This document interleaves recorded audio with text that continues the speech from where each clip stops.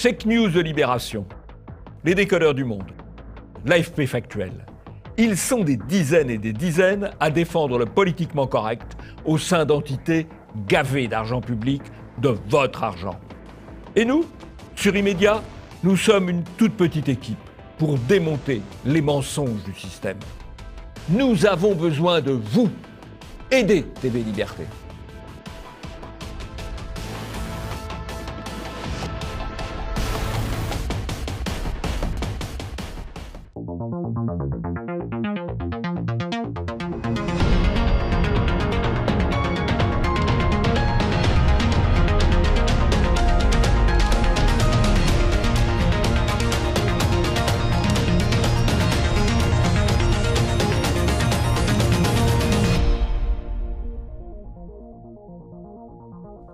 Bonjour à tous et bienvenue dans ce nouvel Immédiat. Bonjour Jean-Yves.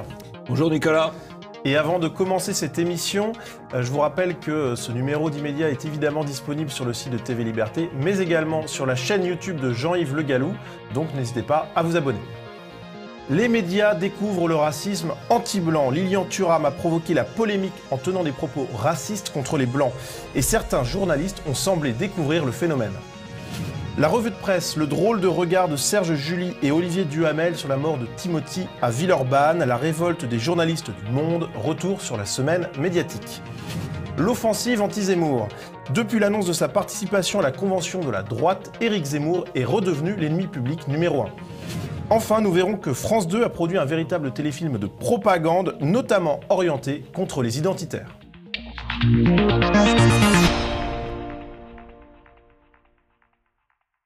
Et pour commencer cette émission, eh bien, l'image de la semaine, c'était le 9 septembre lors d'une conférence de presse de la police à Hong Kong. Jean-Yves, que représente cette image ? Les journalistes sont tous équipés de masques à gaz, les journalistes de Hong Kong, pour protester contre la répression policière à Hong Kong, qui a été une répression policière honnêtement, qui tend à devenir un peu plus vigoureuse au fur et à mesure que les manifestations continuent, mais qui n'a pas eu du tout l'ampleur, la violence de la répression policière française. Contre les Gilets jaunes. Contre les Gilets jaunes. Il y a eu, je crois, à Hong Kong, une blessure à l'œil, une personne éborgnée, alors que rien que sur les éborgnés en France, on en a compté 25. Donc les journalistes ont réagi à un usage qu'ils considéraient abusif de grenades lacrymogènes, mais ils ont réagi beaucoup plus fort que les journalistes français ont réagi en France. Il est vrai que les journalistes français se rattrapent en dénonçant la répression à Hong Kong, puisque les gens qui manifestent à Hong Kong défendent plutôt, on va dire, ce qui se rapproche des intérêts du nouvel ordre mondial, et donc ils sont plutôt bien vus dans les médias occidentaux, alors que les Gilets jaunes, qui critiquaient le pouvoir de Macron et de la superclasse mondiale, eux étaient très mal vus. Reste que l'image est quand même impressionnante. L'image est impressionnante, effectivement, mais on n'a pas vu la même en France avec les Gilets jaunes. Voilà, ce sera pour une autre fois peut-être. Passons au premier sujet, les médias découvrent le racisme anti-blanc.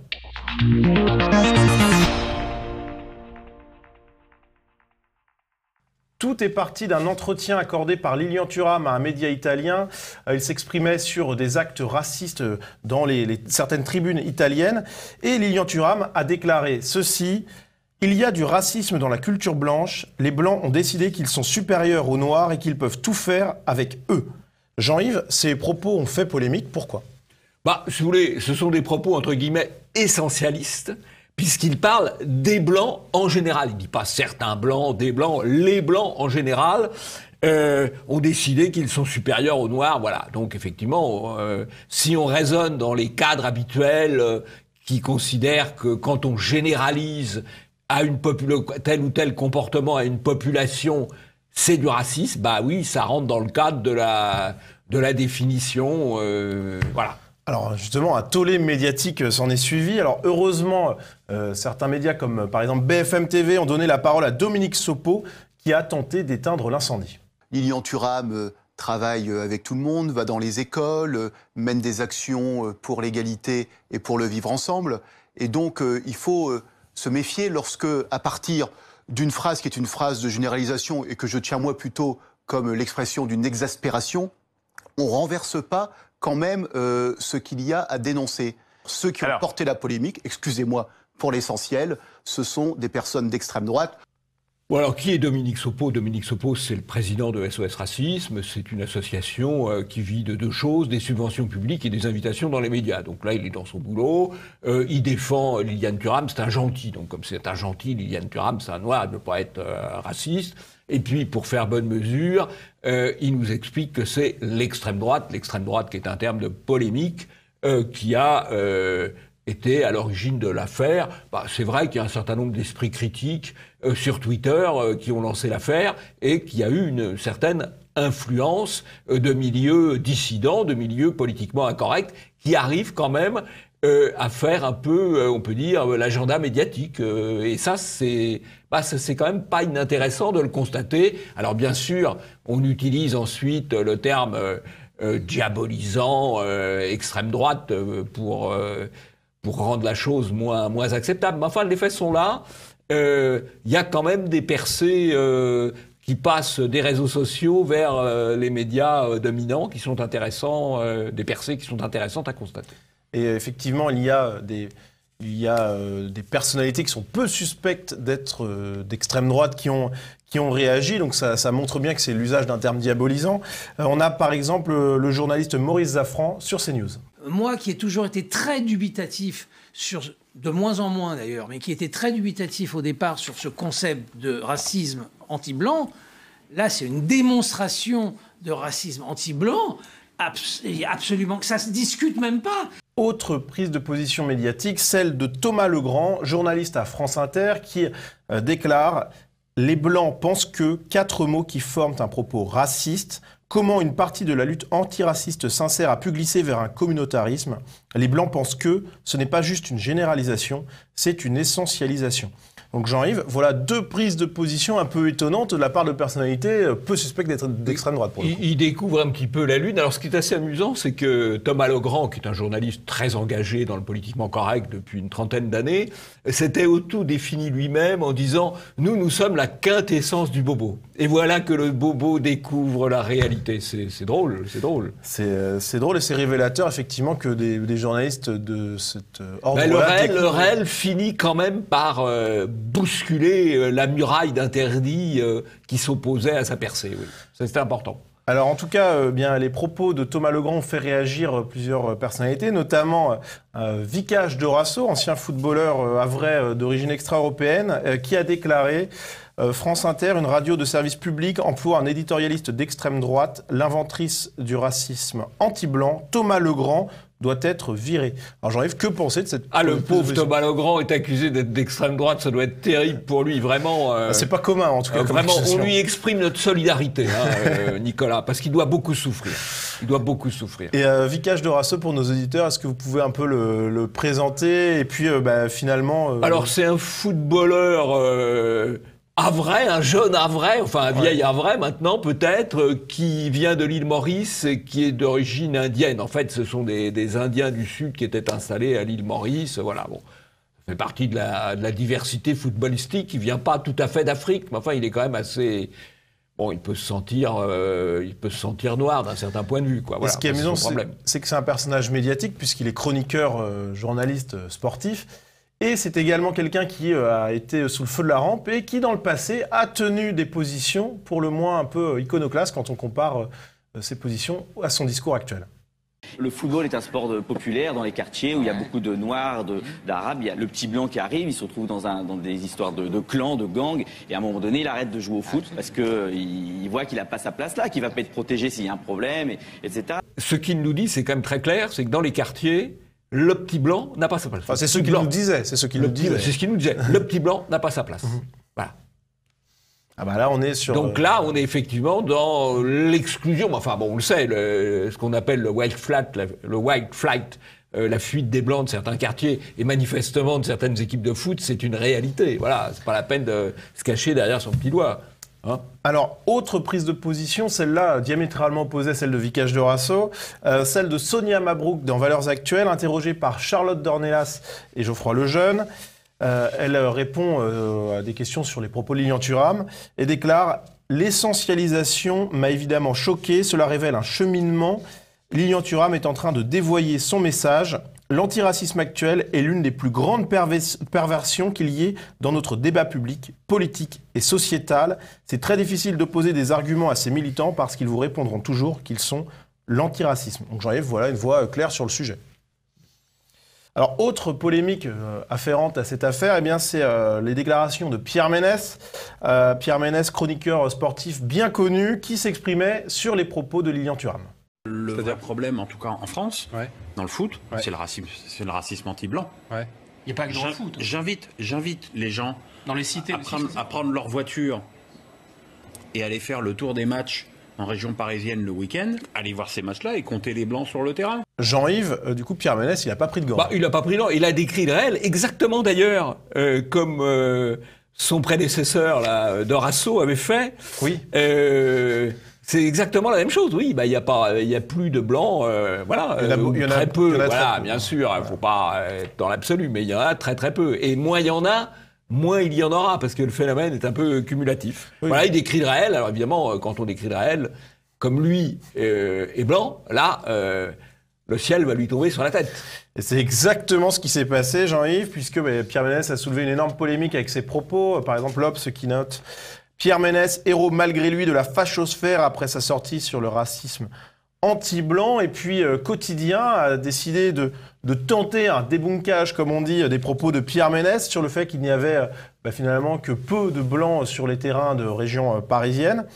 Alors, les équipes de Quotidien, c'est pas non plus des héros de la chose, donc ils n'ont pas franchi le périph', ils sont restés dans Paris, mais malgré tout, ils ont été interrogés, une équipe qui joue au foot. Le vrai problème, en tout cas en France, dans le foot, c'est le racisme anti-blanc.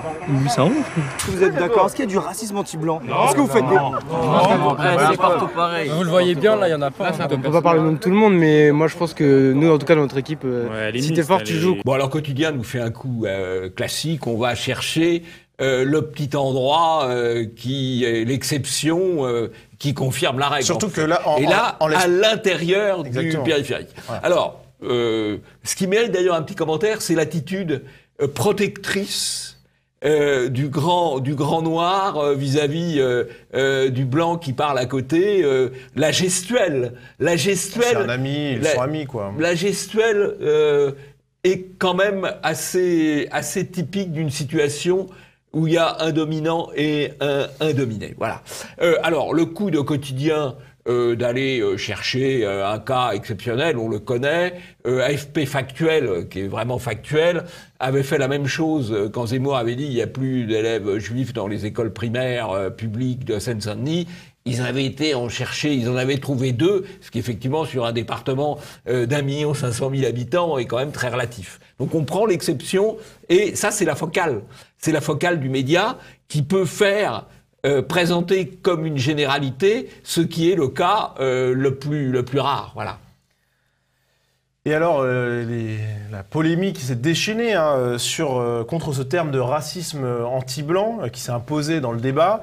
On a par exemple Bruno Gassio sur Twitter qui déclare « Le racisme anti-blanc, c'est bien ce truc où ceux qui ont colonisé la planète et esclavagisé ses habitants noirs pendant 4 siècles gueulent quand les noirs enfin décolonisés les traitent de connards au lieu de leur dire merci encore pour avoir enlevé les chaînes ». Jean-Yves, le racisme anti-blanc, finalement, ça n'existerait presque pas selon Bruno Gassio. Ou ce serait justifié par le passé. Oui, alors, ça mérite quand même deux répliques, enfin je veux dire de fond. Avant que les Blancs n'arrivent en Afrique, il y avait moins de 100 millions d'habitants en Afrique. Les Blancs ont apporté les méthodes modernes en matière de santé, en matière d'environnement, en matière de développement. Et maintenant, il y a 1,2 milliard d'Africains. Donc, il y a 1,1 milliard d'Africains qui sont là parce qu'il y a eu les Blancs. Sinon, ils ne seraient pas là. Ils pourraient pas se plaindre puisqu'ils ne seraient pas là. Quant à ceux qui viennent des îles et qui sont en fait des métis, des mulâtres. Comme Lilian Thuram. Ouais. Alors, je veux bien qu'on dise qu'il soit noir, mais il a la moitié d'ancêtres blancs, et probablement dans ces ancêtres blancs, il y a des maîtres d'esclaves. Alors, la balle au centre, hein. Voilà. faut quand même remettre les choses à leur place. Quand vous voyez quelqu'un comme Thuram qui va se plaindre de l'esclavage, il faut savoir que parmi ses ancêtres, eh bien, il y a peut-être des esclaves, oui, sûrement, mais il y a aussi des maîtres d'esclaves. Oui, voilà. C'est un petit mélange. Ça rappelle le silence voulu d'ailleurs par Christiane Taubira sur la traite arabo-musulmane ou sur les traites intra-africaines qui ont fait des ravages plus grands. Il faut d'ailleurs rappeler que la traite arabo-musulmane, elle avait cette caractéristique qu'elle castrait les esclaves noirs, pour des raisons qu'on peut comprendre, mais qui sont évidemment gravissimes, ne serait-ce que parce que beaucoup de gens, au moment où ils étaient castrés dans des conditions qui ne devaient quand même pas être très terribles, beaucoup en mouraient. Voilà. Et ce qu'il est intéressant de noter, c'est qu'il existe encore aujourd'hui en France des cas d'esclavage contre des Africains, mais perpétrés par d'autres familles africaines. Donc l'esclavage existe encore. Et puis il y a eu l'esclavage oriental sur l'Afrique a duré encore très longtemps. Il y a d'ailleurs un livre de Tintin qui est écrit à partir de faits réels, Coq en stock, c'est pas si lointain que ça, c'était en 1956, où il y avait encore de la traite d'esclaves noirs depuis l'Afrique vers les pays de la péninsule arabique. C'est pas si ancien que ça. Alors que l'esclavage, les Européens l'ont abrogé il y a maintenant 2 siècles. Alors ça remonte pas à 2 siècles, mais il me semble que vous avez une petite brochure à présenter à nos téléspectateurs. Oui, là, écoutez, c'est une brochure qui s'appelle « Le racisme anti-français », que j'ai publiée il y a 30 ans, en 1988. Alors, si je la présente, c'est parce qu'il y avait eu un débat, quand je l'avais écrite, avec des proches, sur le fait de savoir si je l'appelais le racisme anti-français ou le racisme anti-blanc. Et à l'époque, on était en 1988, compris d'ailleurs dans le cadre du Front National, le terme racisme anti-blanc était difficile à faire passer. Et donc, après hésitation, j'ai pris le racisme anti-français. Alors si je dis ça, c'est que c'est tout à fait intéressant, c'est-à-dire quelque chose qui n'était pas dissible il y a 30 ans, y compris dans un cadre relativement diabolisant comme celui du Front National, eh bien aujourd'hui, s'est imposé dans le débat public. Donc on voit comment les choses ont avancé. Elles ont avancé parce qu'elles se sont aussi profondément dégradées. Et le racisme anti-blanc qu'on voit aujourd'hui, dont beaucoup de Blancs souffrent, c'est la conséquence des politiques qui ont été conduites depuis 30 ans. D'abord de la loi Pleven, qui limite la liberté d'expression, de la discrimination positive, qui avantage certains plutôt que d'autres, de la partialité de la justice, qui a condamné certains propos, mais pas d'autres tout à fait équivalents, suivant l'origine d'où ils venaient. Et donc, en 30 ans, la situation a évolué, ce qui fait qu'aujourd'hui, on peut et on doit parler de racisme anti-blanc. Ça arrive même chez la quintessence des bobos. Même la quintessence des bobos, absolument. Effectivement. Eh bien, on va passer à la quintessence de la semaine médiatique avec la revue de presse.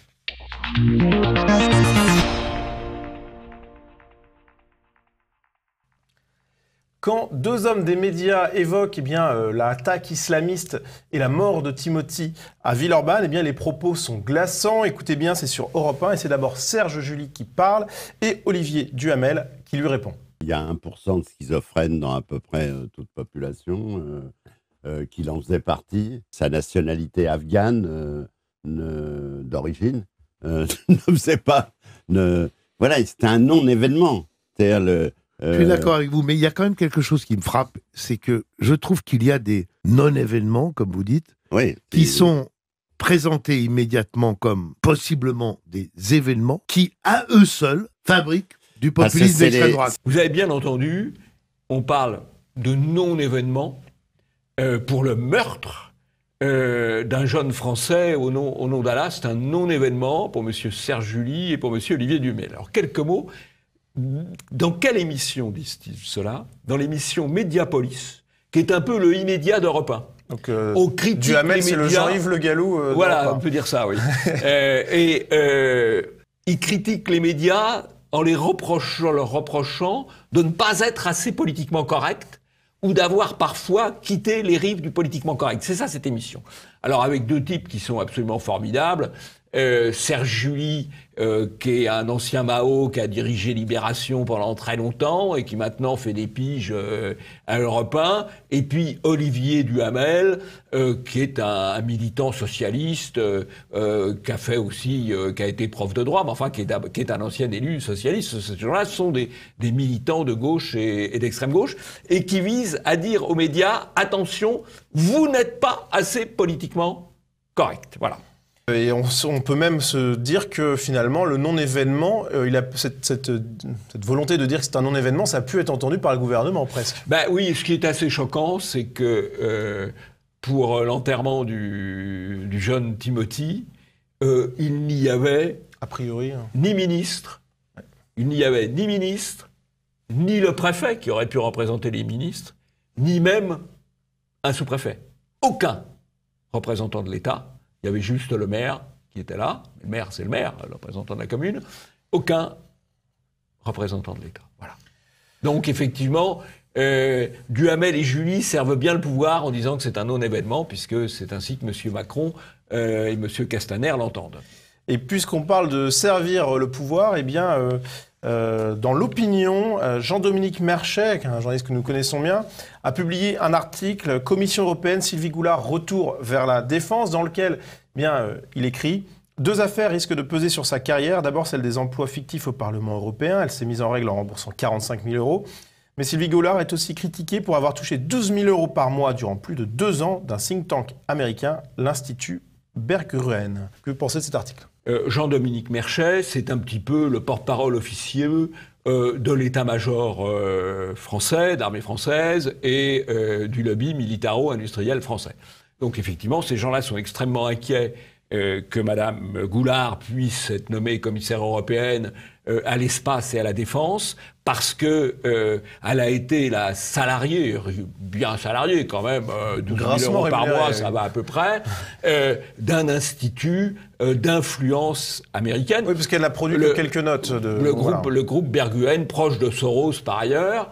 Mais il faut bien comprendre qu'elle n'a pas été choisie comme commissaire européen, bien qu'elle ait été membre de cette association, de cet institut, mais parce qu'elle est membre de cet institut. Puisque ces grandes organisations internationales, comme le groupe Bilderberg, comme Davos, comme là le Berggruen, ce sont des institutions qui assurent la promotion de leurs membres, qui ensuite défendent les intérêts qui leur ont permis d'être nommés. Donc on comprend effectivement que les chefs de l'armée française ou les grandes entreprises d'armement ou d'espace français soient extrêmement inquiets à l'idée que cette femme, quand même globalement un agent d'intérêt étranger, puisse être nommée à ce poste. C'est une affaire à suivre. Elle aura sûrement beaucoup de soutien au Parlement européen, mais elle va quand même être passée sur le grid, je pense. C'est une affaire à suivre. Ce qui est intéressant quand même, c'est que Macron l'ait choisie alors qu'il sait qu'elle a 2 affaires qui seront, auxquelles elle devra faire face lors de ses auditions et que ça ne sera pas si simple que ça quand même. Bon, après l'inquiétude de Jean-Dominique Merchet, on passe à l'inquiétude des journalistes du Monde, puisqu'ils ont publié une grande double page dans leur édition de mercredi. Nous, journalistes du Monde, plus de 460 journalistes du Monde signent un texte demandant à leurs actionnaires la reconnaissance d'un droit d'agrément garantissant leur indépendance éditoriale. Alors Jean-Yves, les journalistes du Monde veulent l'indépendance éditoriale. Oui, ils sont quand même un peu comiques, hein. Parce que, alors là, ils se plaignent effectivement de l'arrivée de M. Kretinsky, qui est un homme d'affaires tchèque, qui a des intérêts dans le domaine de l'énergie, notamment le charbon, et dans le domaine des grandes surfaces commerciales. Bon, mais c'est pas le premier oligarque qui cherche à acheter de l'influence dans un journal, puisque les précédents propriétaires du Monde, M. Berger, Pierre Berger, il intervenait dans la rédaction, il traitait certains journalistes de connards. Donc bonjour l'indépendance. Monsieur Pigasse, il venait d'une banque d'affaires, il faisait pas non plus, il venait pas au Monde uniquement pour des bonnes œuvres.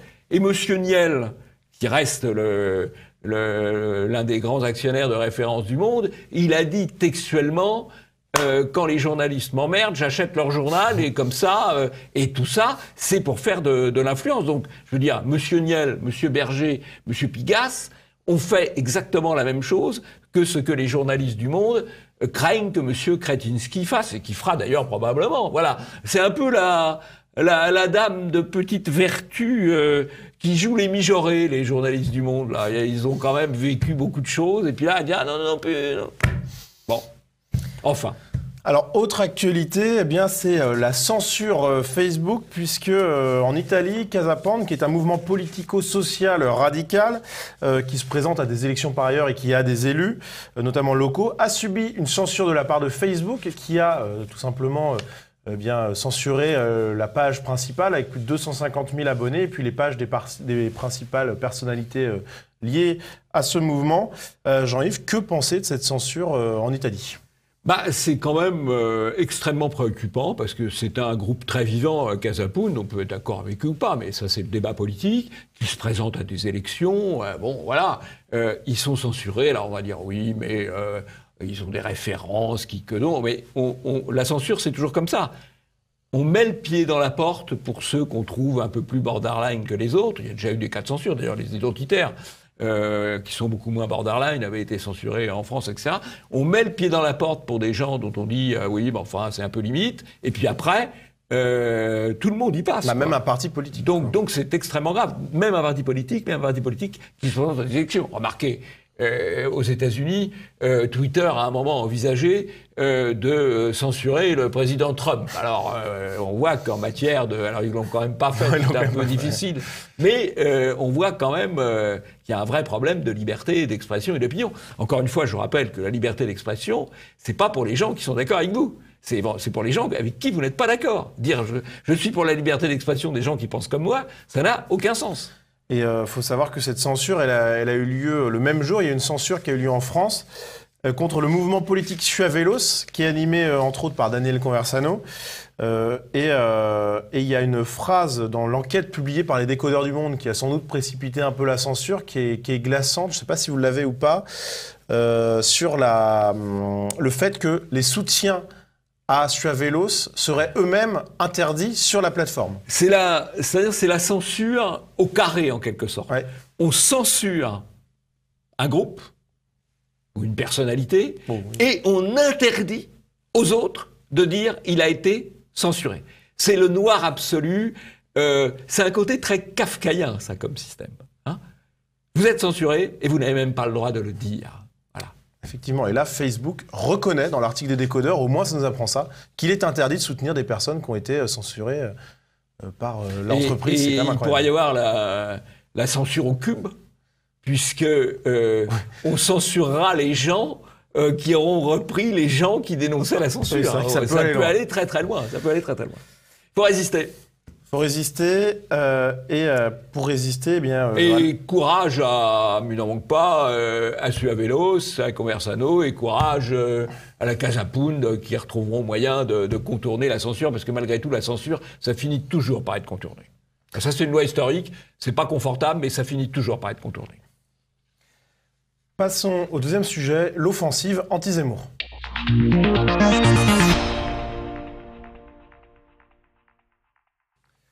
Éric Zemmour est évidemment l'une des personnalités médiatiques les plus attaquées par ses confrères, journalistes ou éditorialistes. Et cette semaine, eh bien, les médias s'en sont donnés à cœur joie au prétexte de la sortie du livre de l'historien de l'immigration Gérard Noiriel, un livre qui s'intitule « Le venin dans la plume, Édouard Drummond, Éric Zemmour et la part sombre de la République ». Gérard Noiriel était donc partout, et d'abord sur France Culture, où Guillaume Erner, le présentateur, ne se cache même pas de son approche partisane. J'ai eu envie de vous inviter tout d'abord parce que j'ai lu il y a quelques jours une dépêche. Cette dépêche, elle disait la chose suivante. Marion Maréchal a invité Éric Zemmour lors d'une convention de la droite. Et qu'Éric Zemmour est un individu difficile à classer. Je ne me mouille pas parce que vous allez le faire. Il est merveilleux. D'abord, Zemmour est un individu, c'est pas une personne. Hein, alors que le moindre délinquant, c'est une personne. Mais Zemmour, c'est un individu. Et alors, il est assez drôle parce qu'il dit j'ai pas besoin de critiquer Zemmour puisque je vous ai fait venir pour le faire. Voilà, c'est très, très performant comme méthode. C'est l'illustration de ce que vous dites régulièrement sur les experts invités. Absolument. On fait venir des experts pour qu'ils disent le politiquement correct. Voilà, et ce gars-là, Noiriel, qui est un historien tout à fait douteux, il a fait toute sa carrière en disant, en écrivant ce que le politiquement correct attendent qu'ils disent. Donc ça permet de faire des carrières pseudo-universitaires, enfin des carrières universitaires plus que des carrières scientifiques, et puis des carrières médiatiques. Alors c'est exactement ce qu'on comprend en fait. Ce qui a heurté Gérard Noiriel, finalement, ce sont les attaques de Zemmour contre les historiens. Je veux dire, c'est quand le dernier livre de Zemmour, c'est ça qui m'a le plus choqué en fait. Il s'en prend d'une manière extrêmement violente à ma profession. Il dit en substance... Finalement, les historiens officiels, autrement dit ceux qui ont des postes à l'université, sont des idéologues. Oui, non seulement ils ont le pouvoir, c'est une mafia, etc., etc. Ils font plus de la science, mais ce sont des nouveaux prêtres, féministes, pour l'islam, etc. Et chers téléspectateurs, rassurez-vous, Gérard Noiriel n'est pas du tout un idéologue comme le pense le vilain Éric Zemmour. Ce que j'ai fait, c'est j'ai analysé l'histoire, j'ai montré, effectivement, dans ce livre qui était le premier livre sur le sujet, combien l'immigration avait apporté, puisque la France est l'un des tout premiers pays au monde au XXe siècle pour l'immigration. J'ai analysé le processus d'intégration, comment ça se produisait, etc., en montrant que, contrairement à ce qu'on nous disait sans arrêt, il n'y avait pas tellement de différence entre les vagues d'immigration postcoloniale, comme on dit, et puis celles d'avant. Voilà. Ah, vous voyez, c'est un historien qui n'est pas du tout idéologue, il a simplement démontré qu'il n'y avait pas de différence entre l'immigration italienne des années 1900-1920 et l'immigration congolaise et algérienne d'aujourd'hui, ce qu'on voit absolument tous les jours. L'assimilation a fonctionné dans un cas, elle n'a pas fonctionné dans l'autre, elle ne fonctionne pas dans l'autre, mais pour ce pseudo-historien, c'est la même chose. Voilà. Alors, pseudo-historien, vrai propagandiste. La formule est là, et puisqu'on parle de formule, eh bien Gérard Noiriel a donné un entretien fleuve au Monde dans lequel il écrit « Je ne dirais pas que les mots d'Éric Zemmour sont des mots qui tuent, mais ces propos insultants humilient ceux qui en sont les cibles et confortent ceux qui sont envahis par la haine de l'autre. Éric Zemmour légitime une forme de délinquance de la pensée comparable à celle que Drummond légitimait à l'égard des Juifs. » Alors Jean-Yves, que penser de cette comparer Zemmour à Drummond, c'est fort. Hein. Il y a un petit problème quand même. C'est très fort. Ensuite, la haine, il n'y a pas de discours de haine chez Zemmour, ni chez Camus d'ailleurs. Il y a un discours critique de l'immigration. Bah oui, ça fait partie de leur droit. Alors, ce qui est quand même intéressant, c'est l'expression délinquance de la pensée.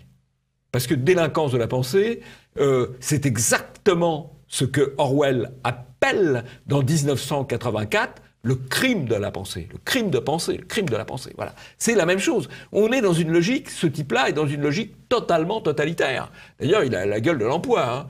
Hein. S'il y avait le goulag, il nous y enverrait probablement. Quoi. Voilà. Le terme délinquance de la pensée, mais c'est une monstruosité.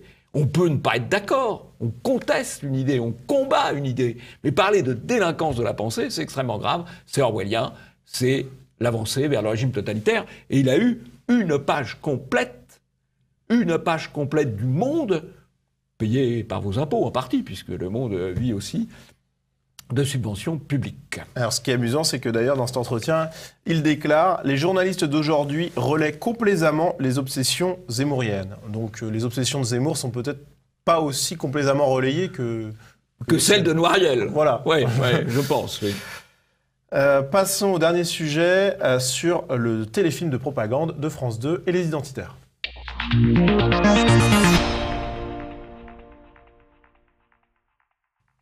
Mercredi soir, France 2 a diffusé un téléfilm de la série Alex Hugo avec Samuel Le Bihan dans le rôle titre et une séquence contre-génération identitaire a été diffusée. Ouais, je viens de voir passer un appel là sur Twitter, une sorte de milice là qui s'appelle Task Europe.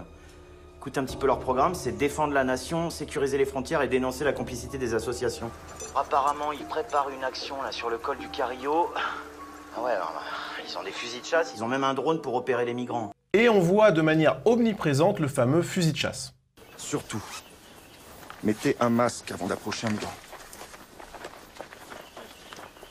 Alors si vous le chopez, dites-lui que la frontière est fermée et qu'il doit retourner d'où il vient. S'il refuse, vous le raccompagnez à plusieurs. S'il résiste, improvisez. Personne n'ira se plaindre. Heureusement, Samuel Le Bihan intervient pour stopper la milice en récitant le code pénal. Y a un problème? Vos papiers. T'as pas le droit de nous barrer la route comme ça, là. Non, toi, tu n'as pas le droit. Former une milice pour remplacer la police est strictement interdit par la loi. Article 433-12 du code pénal. Le fait pour toute personne agissant sans titre de s'immiscer dans l'exercice de la fonction publique en exerçant des actes réservés aux titulaires de cette fonction sont passibles de 3 ans d'emprisonnement et 45 000 € d'amende. Ça intéresse quelqu'un? Bon, on laisse tomber pour aujourd'hui. Chers amis, on vous parle souvent de médias de propagande. Alors vous pourriez penser que le terme média de propagande est un peu dur, un peu excessif. Qu'on en fait trop. Mais là, vous avez une démonstration absolue d'un média de propagande, très efficace d'ailleurs, parce que la série, c'est à la limite plus regardé que des émissions de débat ou d'actualité. Là, c'est une série qui est regardée par en gros 5 millions de spectateurs. 4,9 millions. 4,9 millions. C'est tout à fait considérable. Et là, on est dans la propagande payée par les impôts, parce qu'on est sur le service public. Oui, bien entendu. Et donc, bah voilà, si vous voulez combattre la propagande, eh bien, il faut que vous nous aidiez, il faut que vous aidiez TV Liberté, parce que nous, on est là pour dénoncer les médias de propagande que vous financez par ailleurs avec votre redevance. Voilà. Eh bien, aider TV Liberté, je sais bien qu'il faut payer 2 fois. Pour la propagande et pour la dénonciation de la propagande. Alors, ce qui est intéressant, c'est que les personnes concernées, notamment par exemple Damien Rieu, qui était au col de l'échelle sur l'opération Defend Europe, qui a été moqué par cette série, eh bien, gardent quand même leur humour. France 2 a fait une fiction sur l'opération Defend Europe dans les Alpes. Évidemment, gentils pro-migrants et méchants patriotes criminels qui mangent des clandestins avec vos impôts. Et plus sérieusement, il réplique « Vivement le téléfilm de France 2 sur Timothy, Johanna et Florent, 3 Français assassinés par des migrants cet été. Ils pourront même m'être basés sur des faits réels. » Donc les identitaires, ou en tout cas Damien Rieu, gardent... L'arme de l'humour est une des armes qui nous reste. Avec le contournement de la censure, les identitaires l'utilisent, ils font un très bon travail, un travail courageux. Et ils sont aussi, ils savent aussi réagir comme il le faut. Quand on a une propagande comme ça qui nous tombe dessus, il faut le prendre avec humour de toute manière. Voilà. Il n'y a pas le choix. Ça va être la fin de cette émission. Jean-Yves, peut-être un petit point sur les retours sur cette nouvelle formule. Oui, alors nous avons eu beaucoup de retours dans l'ensemble positif. Nous sommes heureux parce que c'est toujours un peu délicat de changer de formule. Vous êtes un certain nombre à avoir regretté la disparition du zapping et des tweets. Nous prenons cela en compte. Nous allons quand même continuer pendant un certain nombre de numéros dans la nouvelle formule qui présente quand même un avantage, c'est d'être un peu plus ramassé.